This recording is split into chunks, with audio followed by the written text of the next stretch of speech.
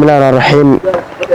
Maanta magaalada Baydhabo waxaa soo gaaray wafd uu hogaaminayo wasiir dowlaha arrimaha dibadda ee Britain u qaabilsan arrimaha Afrika iyo safiirka Britain u fadhiya Soomaaliya.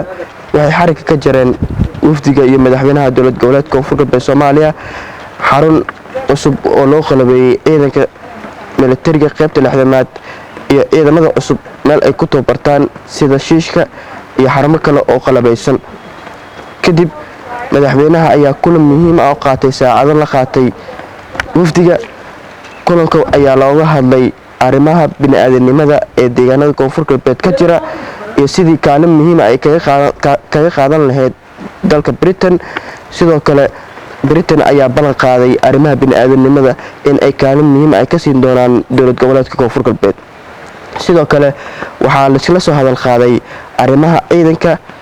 safiirka Britain u qaabilsan Soomaaliya ayaa ballan qaaday in Soomaaliya ay gaar ahaan dowlad goboleedka Koonfur Galbeed ay gaari doonto ciidan isku filan loo tababari doono si ay iskaga dhiciyaan cadawga.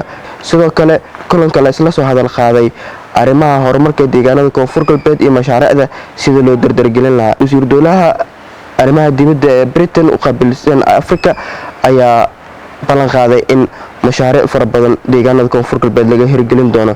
madaxweynaha dowlad goboleedka Koonfur Galbeed Soomaaliya ayaa u mahadceliyay dowladda Britain gaar ahaan wasiir dowlaha arrimaha dibadda iyo safiirka Britain u qaabilsan Soomaaliya.